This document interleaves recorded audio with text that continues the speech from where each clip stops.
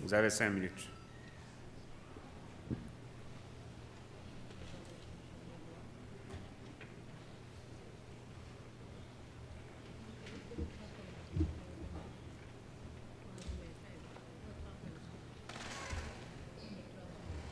Salam alaikum, Monsieur le Président, maa ngi lay nuyu, Monsieur le garde des Sceaux, ministre de la Justice, Monsieur le ministre du Travail, de l'Emploi et des Relations avec les institutions, honorables députés, honorables collègues.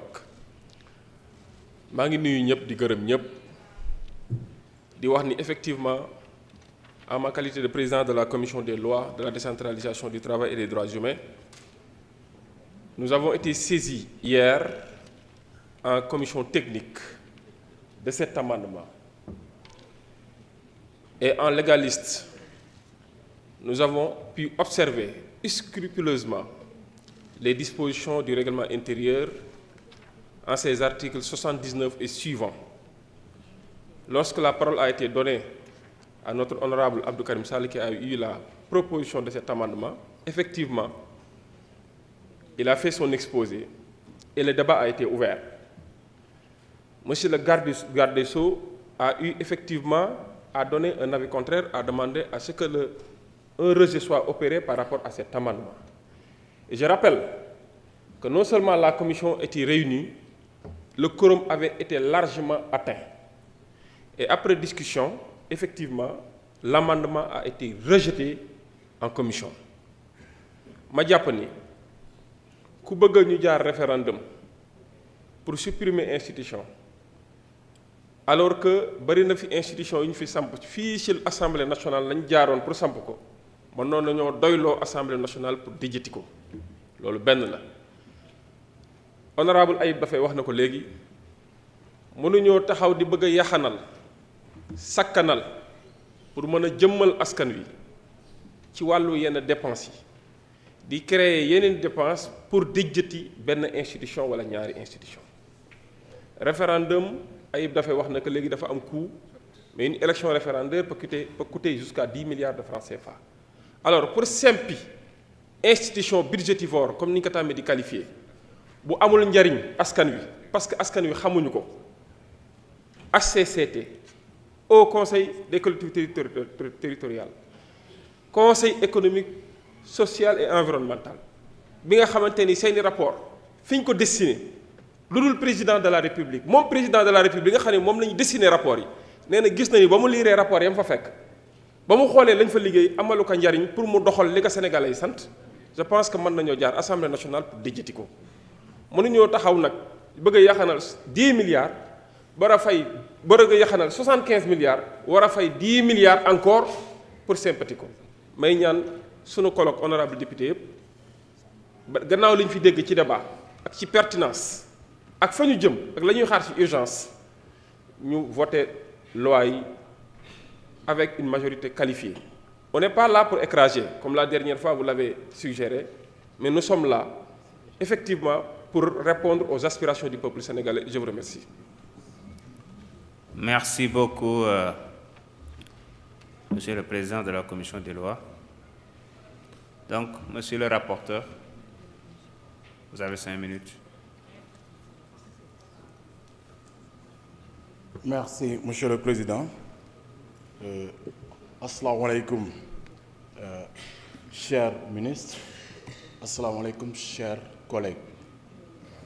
Ñu ngi rafetlu ni nga xam ne na débat bi déroulé woo di rafetlu aussi li nga xam ne ni moom fi xalaat yu fi génn mooy xalaat yu fi sotteekoo. Tamit di revenir rek comme samay prédécesseurs nuñ ko defee li jëm ci amendement bi nga xam ne ni moom la ñuy bëgg a voter. Je pense que bu ñuy wax légitimité di wax légalité dañuy wax ni dañu war a respecter yoon ci légitimité mooy légalité mais bu ñuy wax légitimité mooy par rapport ak représentativité bi te tey ñun si 2024 bi yàlla def na ni on a eu 2 élections et 2 élections yépp yàlla dafa def ni on a la légitimité et la légalité du peuple sénégalais ñu jox ñu ko tey bu ñuy wax ni nañu jëmaat référendum je pense que c'est une répétition te ñaari yoon ci année bi am nga la nga xam ne ni moom mooy la askan wi dénk muy baatam. Donc je pense que l'Assemblée est bien représentative pour voter pour l'amendement ñu mën ko rejeter pour ñu mën a def li nga xam ne ni moom mooy votu article 6 bi de la Constitution. Monsieur le Président ñu ngi lay gërëm di la sant bu baax a baax waaye di gërëm monsieur les ministres di leen sant bu baax a baax jërëjëf. Jërëjëf. Je donne la parole donc à monsieur le ministre.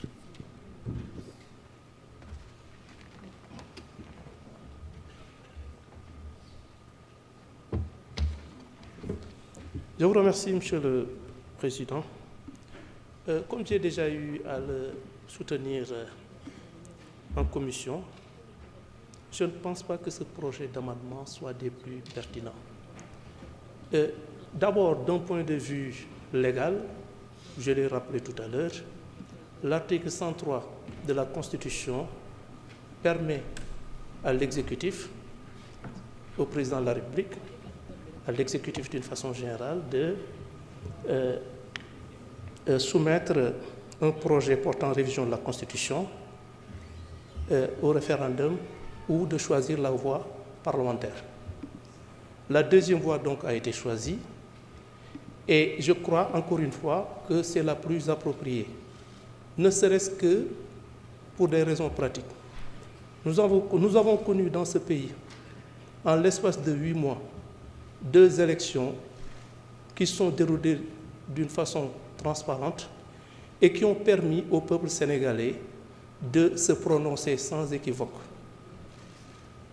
Et dans ce cadre-là, je crois qu'envisager tout simplement un référendum avec les coûts exorbitants que ça va entraîner, je ne pense pas que ça entre dans le cadre d'une gestion rigoureuse des deniers publics. Et je pense d'ailleurs que ce serait une contradiction en voulant évidemment supprimer des institutions budgétivores, engager des élections qui, je crois même que le président de la commission des lois a minoré le coût d'une élection au Sénégal, mais dans le cas d'espèce, je crois qu'il faudrait effectivement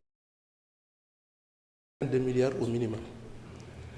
D'autre part, par principe, je suis contre les clauses d'éternité. Dire que telle disposition, en dehors du caractère républicain de la République, de l'État, pour certaines considérations, dire que ça ne pourra plus faire l'objet de modifications que par telle voie, je ne pense quand même pas que ça participe d'un respect scrupuleux du jeu démocratique. C'est donc la raison pour laquelle, Monsieur le Président, Monsieur le Ministre, Messieurs les députés, je vous demanderai de rejeter ce projet d'amendement. Je vous remercie, Monsieur le Président.